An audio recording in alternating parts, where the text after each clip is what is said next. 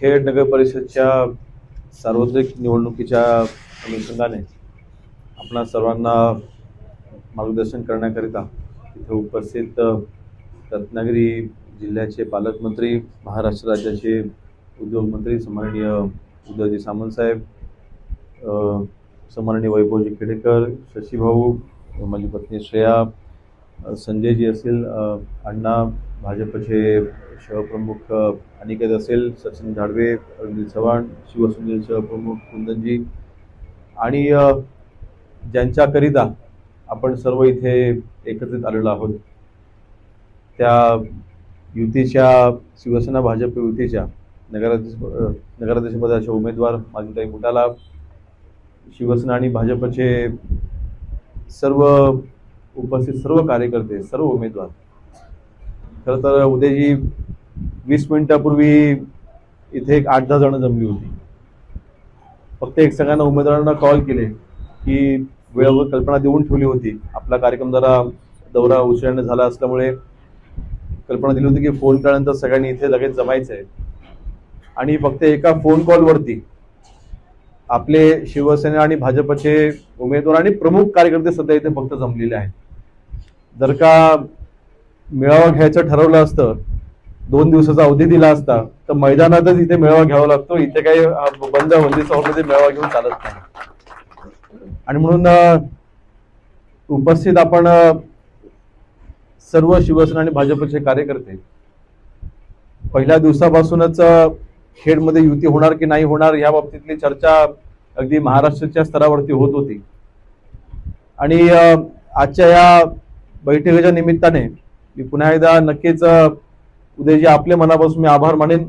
भाजपचे प्रदेशाध्यक्ष रवींद्र चव्हाण साहेब असतील आणि विशेषतः वैभवजी खेडेकर यांचे देखील मी आभार मानेन. कारण शेवटी समन्वय जर का जुळून आला नसता तर कदाचित आज शिवसेना भाजपची युती इथे आपल्याला पाहायला मिळाली नसती.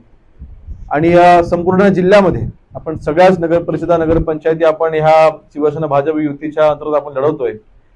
आणि नक्कीच सगळ्यांनी ज्याचा उल्लेख इथे केलाय, येणाऱ्या 3 तारखेला ज्यावेळेला निकाल लागेल त्यावेळेस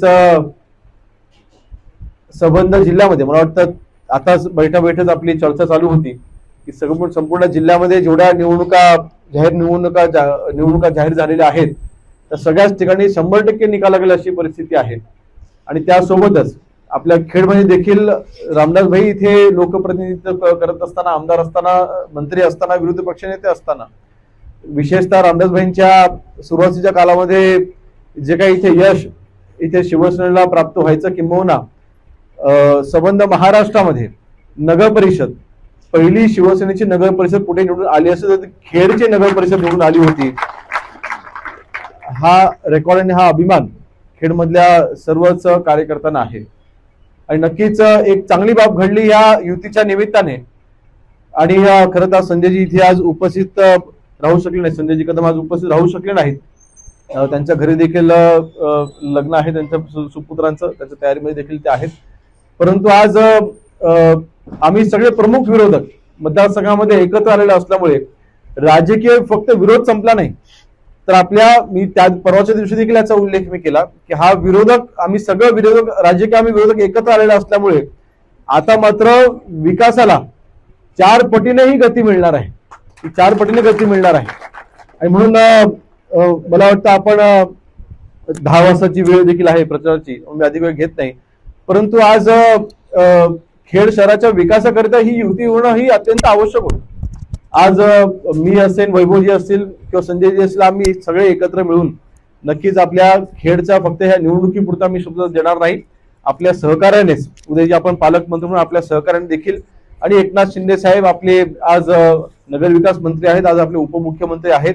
शिंदे साहेबांनी मुख्यमंत्री असताना खेड शहराकरिता जो भरीव निधी दिलाय याची उणीव कधीच कोणी भरून काढू शकत नाही. किंवा तशा पद्धतीच्या विकास कामाच्या बाबतीमध्ये आजही खेडमध्ये चर्चा होते. 48 कोटीची नळपाणी योजना असू देत, 110 कोटीचा आपल्या हॅमचा खेडचा दापोली रस्ता असू देत, किंवा आपल्या खेडमध्ये असलेल्या आपल्या सर्वांना कल्पना आहे की नाट्यगृहाचं जे आपण दुरुस्तीचं काम आपण हाती घेतलं ते काम असू देत, मैदान असू द्यात, किंवा इथे आता केंद्र सरकारमार्फत आपण काही निधी आपण आणला.